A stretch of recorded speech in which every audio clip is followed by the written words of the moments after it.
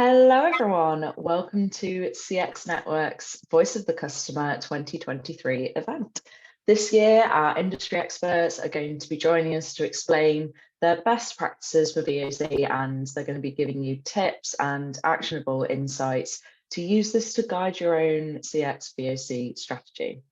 To kick off the event, we're joined by Vanessa Milan, who is Voice of the Customer Manager at Cambridge University Press and Assessment. Vanessa is going to be telling us all about how Cambridge University Press set about building a Voice of the Customer program from scratch to improve their overall customer experience. But just before I hand you over to Vanessa, I would like to draw your attention to our Global State of CX survey.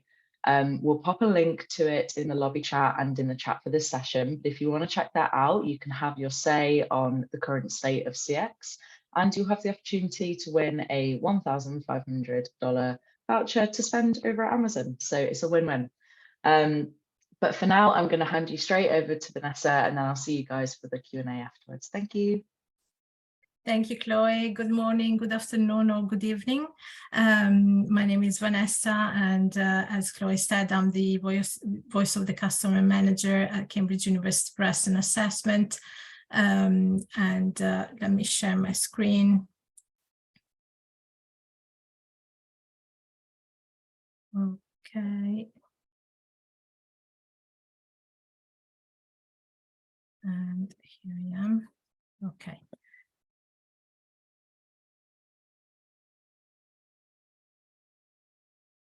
Good. Okay, so I started at the press in 2017. It's almost 6 years, and today I would like to share with you my experience and how we are building together the Voice of the Customer program from scratch.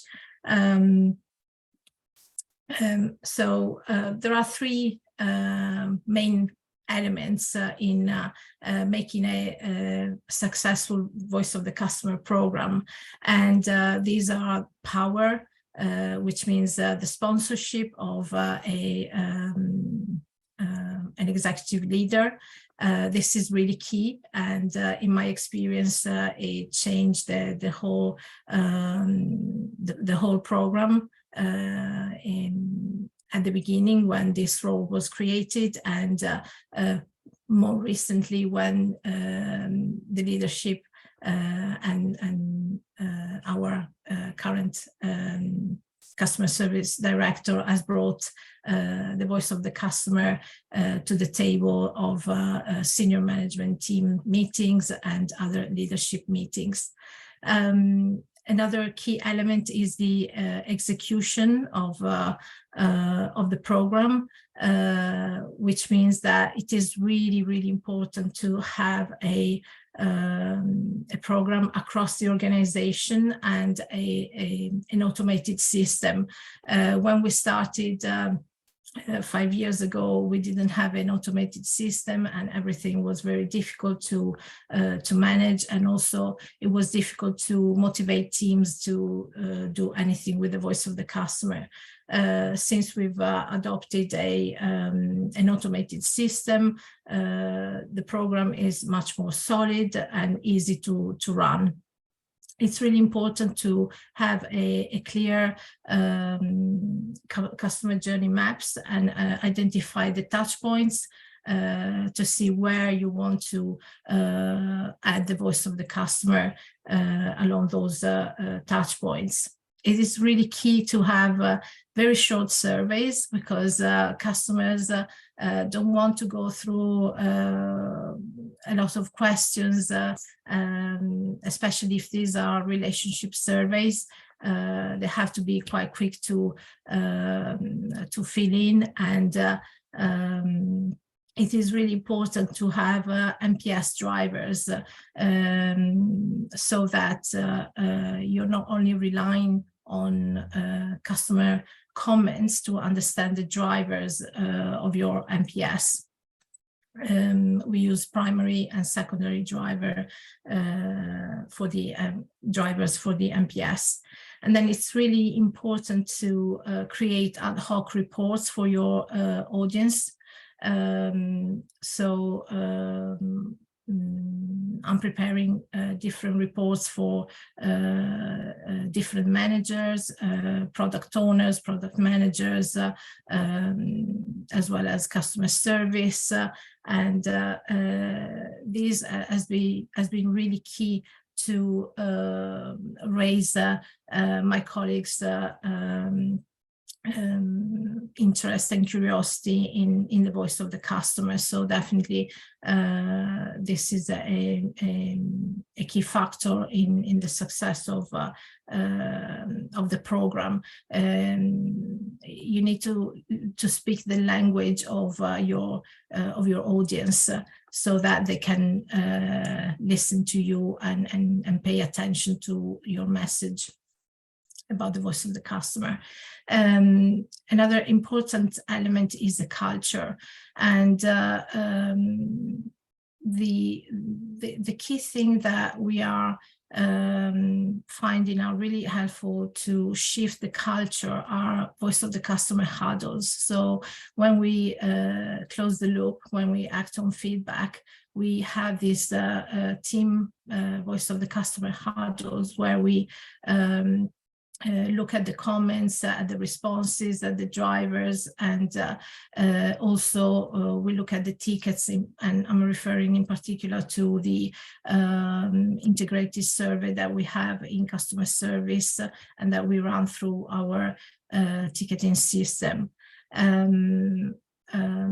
Then it is really important to train your teams in the voice of the customer, best practices, and when you choose a voice of the customer solution, it is really important to have a solution that offer an academy on voice of the customer best practices and on how to use the platform. It will make your life much easier. We also have appreciation awards. We are in the process of improving the range of awards, but this is really key to motivate teams to keep acting on customer feedback and listening to the feedback.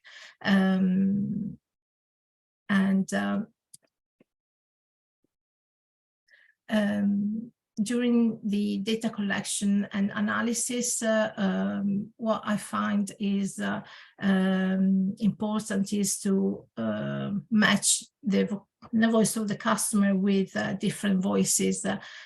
So the voices of the process and the voice of the business to get actionable insights that otherwise you wouldn't have been able to see, so you can connect the dots, so to speak. And so what I mean is that it is really important to use, for example, reports from your ticketing system or reports from your platforms, and match them, match the KPIs that you have with your NPS drivers, and see if there is alignment between the KPI, the internal KPIs, and the perception of customers and their experience. Another key element has been the voice of the business. What I mean by this is that we link the NPS drivers with the revenue of customers of our accounts, so that we can prioritize the improvements based on the accounts. And in doing so, we managed to get in-depth actionable insights, because we also add specific metadata to the customer feedback. So then we have visibility on customer feedback, on customer experience, on specific products and platforms. the acting on feedback is the real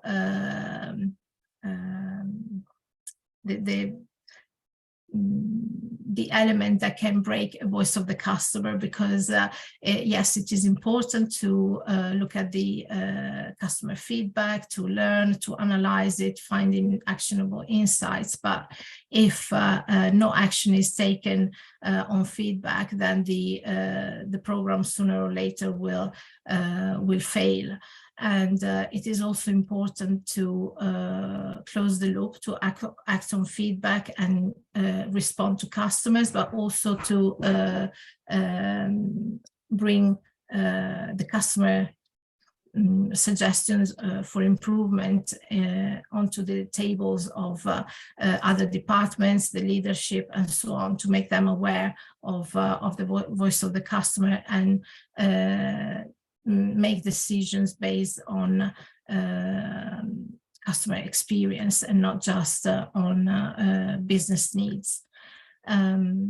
So according to research, the companies that close the loop, so that that act on feedback, are 3 times more have 3 times more promoters than detractors, and we are seeing this in our organization as well, whereby customers understand that when they leave a feedback, it doesn't fall in a black hole, but we do respond. And next time we send another survey, they will be more motivated to respond to the survey and share their experience with us. And this is not just on transactional surveys, but relationship surveys with the key accounts and with the platform users.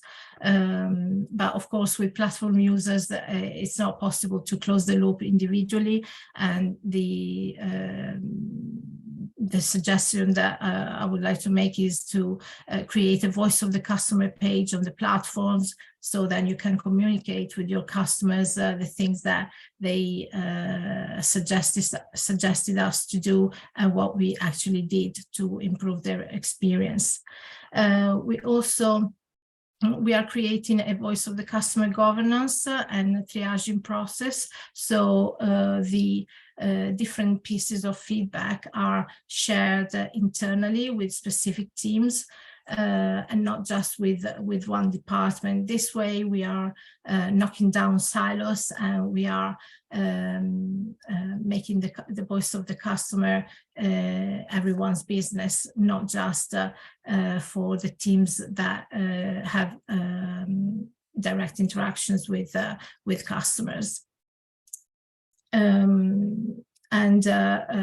This way we provide customers and users with a consistent, good experience, so that they can achieve their business, learning and teaching objectives.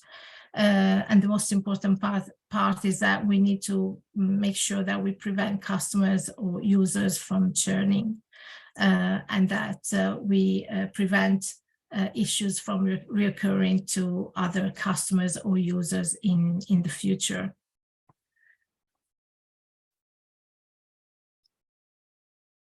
And to end my presentation, I would just like to share these 2 quotes that I really like, and that really say why it is important to have and run a successful voice of the customer program. So the first quote says, when customers share their story, they're not just sharing pain points, they're actually teaching you how to make your product, service and business better. And it takes 12 positive experiences to make up for one unresolved negative experience. So this is the driver for me. I really want to make sure that we are in the position where we, when we make mistakes, we can also do something about it and improve our customers' experience, and and help them achieve their objectives. So if you have any questions, I'm happy to respond.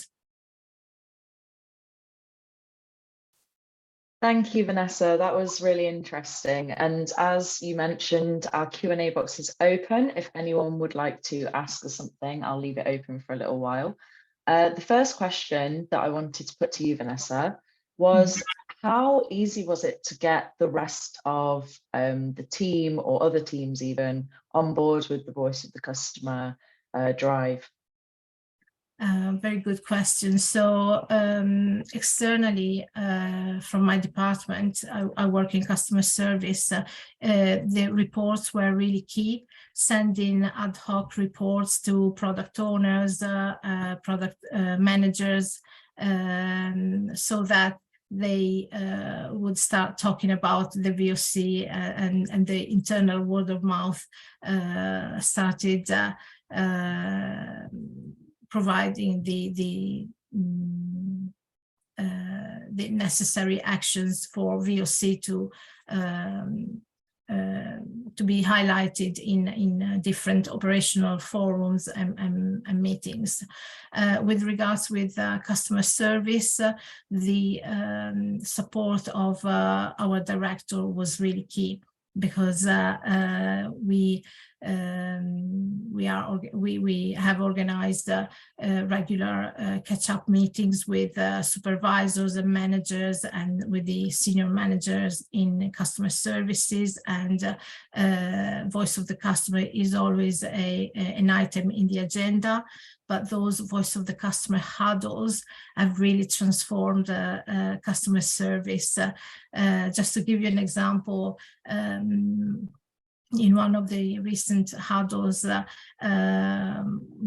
we found that the root cause of the customer issue was in the fact that there wasn't the correct information in the website, but the rep was presenting the customer survey response, and also the ticket that they sold for this customer.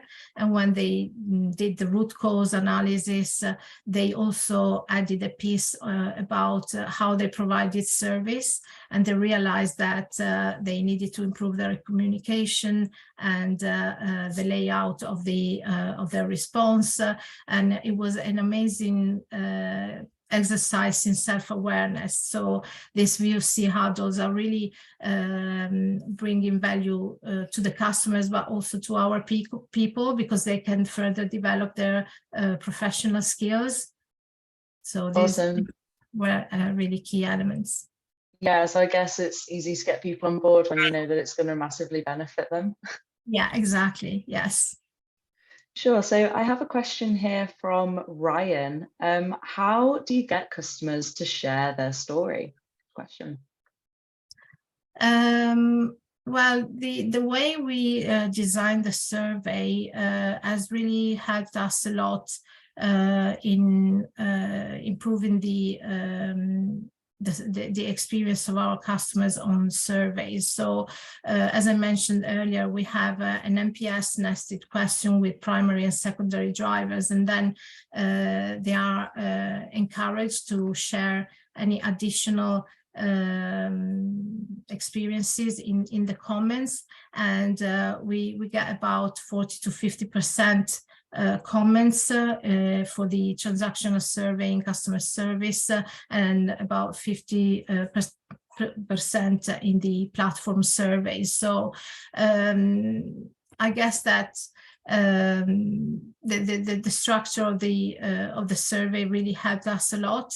And in particular, we have a new platform, and so we have a lot of existing customers that are moving from the old platform into the new one, and they feel encouraged to share their experience with us, because they feel like they are part of this family of Cambridge University Press and Assessment. So there is also the brand that is important in this.